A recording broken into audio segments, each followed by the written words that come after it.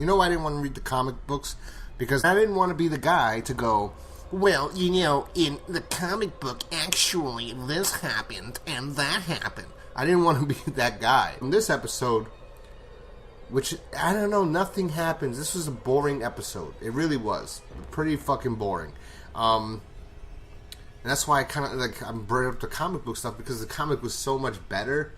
And a lot of stuff happens because I already finished the first Compendium book, so I finished the whole Governor arc.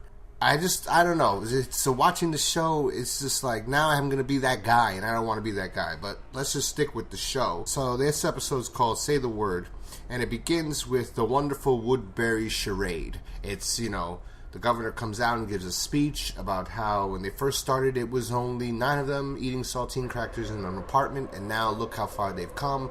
This is a celebration, I guess. I don't know if it's annually or this is the first year or whatever, but I don't think so. I think they always have a celebration, like, I don't know, every few months. And this is it. There's a big barbecue. The town's having fun. There's dogs playing around. You think life is normal here. And the governor's presenting himself as a man of ethic, of respectability, like a nice, good guy. And then you see him going into his room, opening the door, and he has a little Walker daughter tied up. And he's like, oh, she's about to bite him, so he, you know, tries to control her, and he's just showing that he loves his little Walker baby girl. And so you know that something's not right with this guy. In the comics, there's a lot not right with him right off the bat, and he's not likable in any way, shape, or form. We go back to the prison. Rick goes crazy. He goes into the tombs, and he's just zoned out. This happened, and he's just batshit fucking crazy, and he's just destroying every fucking walker in there by himself. And this is the first time he'll get like this, and he's going to get even worse. Michonne is being a private investigator, a silent PI, and she's wandering around. She sneaks into the governor's room, takes her katana back, and then she hears the door about to open. She hides, and it's Merle, whatever the doctor's name is again, Milton, and the governor talking. Milton's trying to get them to postpone the festivities for tonight because he wants to do more experiments, and the festivities use a lot of juice. The governor decides, no, we're not going to delay the festivities or the festival or like whatever we're going to do tonight. We're going to have it. You can hold off on your experiments till later. Michonne is outside now, wandering around. She finds a cage full of walkers, and she just kills every single one of them. And at the time, you're thinking, why the fuck do they have a cage full of walkers? What the fuck's going on here? You know? Well, maybe it's because the experiments Milton's doing, that's why they capture them to try to find out if there's any way they can help them. Same reason why, you know, the governor probably has his daughter because he wants to try. That's why they're capturing these walkers and doing tests on them to try to find a cure, so this way he can cure his daughter. See, these are the things that the show's trying to give you to make him, the way he is, rational.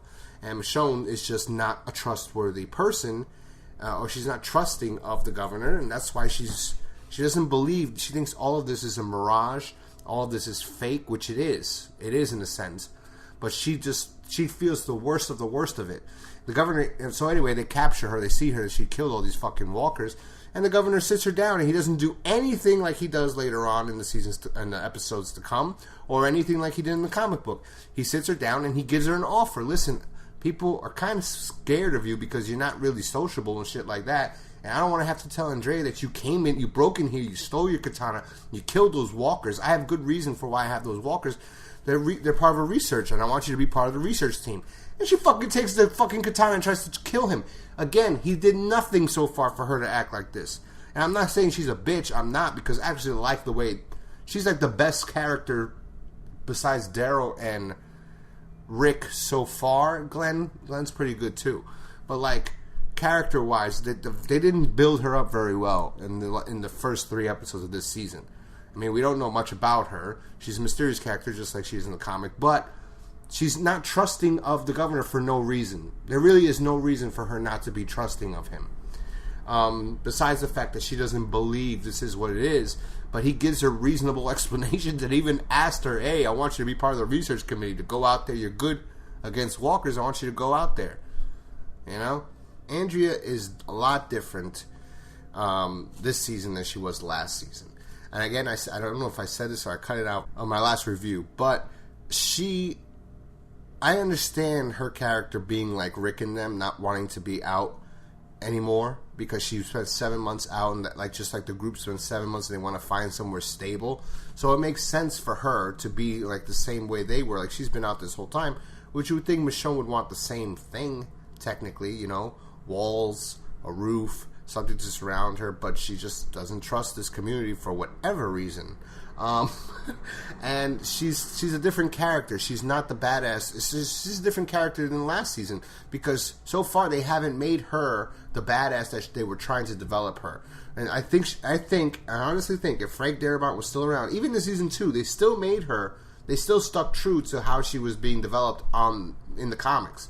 So she was still a good shot. You know, she was still, even though she was siding with Shane, she was being more of a little bit of a badass, you know? So I don't know what happened, what the writers decided to do this with her. I don't know. I don't like it. I'd never liked it, and I think this season was a downfall. The first half was a downfall of her character because nobody liked it. Nobody liked her character, I think. It's sad to say. I really don't think anybody liked her character. Then Glenn is digging a grave for T-Dog, and the two prisoners come and they start talking to him, and then he says these people weren't friends, they were family, and you know, and then tells them dig up 2 more graves, which makes no sense because they only have one body. They only have T-Dog's body. That's the only one they found. They don't have Lori yet. They don't know where the fuck Carol's body is. So why the fuck are you digging these 2 graves for? Anyway, I don't know why the fuck he did that. And you know, Glenn did his little backstory about what T-Dog was like when everything hit the fan. T-Dog, I guess Glenn knew him first, and T-Dog was going to all the old age homes or all the senior citizens homes that he knew of to see if they needed help to get out. And he said that he was a really good guy, and he'd trade any one of his people for anybody else ever. And you know, Herschel's like, "You're a good boy." The Glenn decides to go looking for Rick in the tombs, and Rick looks like Patrick Bateman. He's covered in blood, and he's just bugged the fuck out. And Glenn's like, "Rick, you don't have to do this. You don't have to do this. You can leave." And Rick attacks him, pushes up against the wall, and Glenn almost cries. Good acting on Stephen Yeun's part. He almost cries in this scene. I don't know if I even spoke about this in the first episode, but you could see a brothership between these 3 characters. All of them, really. Even T-Dog. Like they seemed like a family. They seemed like a cohesive group, and they didn't need to talk when they go in to go do something. And they've worked well with each other for the last 7 months. But you could see a relationship between like Glenn when Carol's like, "I need your help. I need you to leave." And he's like, "Rick told me to stay here. Rick told me to stay here." Like Rick's the leader, but he's also like kind of like a father figure to Glenn in that episode. It feels like if he tells him something, he has to do it, and like, or I don't know. And with Daryl, it's like a brotherly relationship. Like they like mutual, like all the time. Rick's like, Daryl, like so. Like I don't know. So it's a good little relationship. It shows like they have really strong relationships. And when he pushed him up against the wall, and Glenn looked like he was gonna cry, it was a good little scene.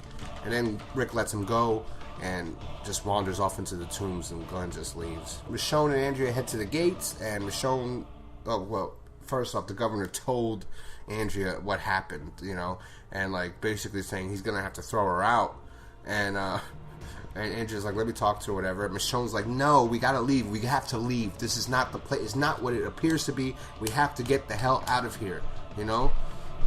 And so they head to the gates. Andrea agrees finally, and she doesn't want to. She's like, "We always wanted this place. Now you want to leave." She's like, "It's not what it appears to be, bitch." So they head to the gate, and they're like, "There's always going to be a reason why we're not allowed to go. Nobody can leave. You know? There's always going to be an excuse. They only make you leave if they want you to leave." So they go to the gates, and Merle kind of stops them, and he's talking to them, and they're like, "What happened? I thought we could leave." And he's like, "Hold up, honey. No offense, but back up." And then he opens the gate for them, and Andrea looks at her and Michelle's like, "They knew we were coming." No shit, bitch. Like, of course they knew you were coming. You pulled the sword on fucking the governor. He would love to have you out of there now. He doesn't want you in there. And I can understand why he doesn't want people to leave. He wants them to assimilate into his community, because if you go out there and you get overrun by another group or something, what do you have to give? You have to give up that location, you know, to save your life. You'll say, "Listen, don't kill me. I know where there's, you know, food and shelter and shit and people." And they don't want to be under attack by other groups. Anyway, Andrea and Michonne get into beef, and Andrea and Michonne leaves. And then Merle shuts the door, the gates, and Andrea just looks at her as she leaves. And Michonne says some fucked up shit, because Andrea's like, she don't want to leave, and she's like, well, you just slow me down anyway. Rick finally finds Lori. This is a cool image. There's a zombie, there's a walker, fucking pot belly motherfucker, blood and meat hanging out of his mouth and just fat and can't even move. And I guess that walker was just like Shane and Rick, that just couldn't get enough of Lori and just needed more Lori, because there was not a bone, nothing, no skull, no nothing. This walker managed to eat every inch of Lori. There's nothing left of her. Rick goes in there, blasts the fucking walker's head, and then starts stabbing at the walker's stomach. I guess, I don't know, to get Lori out of his stomach. Crazy shit, man. I was like, what the hell is this? Back in Woodbury, they're having their gladiator match. And Andrea's appalled by this because everyone's cheering as they have these walkers tied up. And Merle is a fan favorite, by the way. Everyone's chanting Merle is fighting Martinez, and the walkers are getting close. And the governor explains, no, they don't have teeth. You know, it's all for show. They can't do anything. Andrea's like, you're teaching these people that walkers aren't dangerous. And he's like, I'm teaching them not to fear them. You know, plus they don't have any other form of entertainment. You know, they need this. I don't know how much of that. I think he enjoys it, and the town does enjoy it. They're going crazy for it, and this is something they look forward to. We go back to the prison, final scene. Rick is sitting there, bugged out still, going fucking crazy, and he starts all of a sudden hearing Judith crying in his head, and then all of a sudden the telephone rings, and he's like, what? And he walks over to the phone, and he answers it. He's like, hello? And the show ends. Again, it's kind of a boring episode. A lot of stuff happens. We go back and forth to different groups. You know, we're following Michonne and Andrea and the governor and Merle. We're going to Daryl and Maggie looking for food for, you know, Judith. We go to Rick killing people in the tombs. We have to deal with Glenn's emotions with his people dying. And then, you know, it's going back and forth too much. You know, like that's why I liked when they focused on certain groups. But besides that, this episode wasn't even that good. No, it really wasn't. Anyway, I'll talk to you guys next time. Let me know what you think down below. Peace.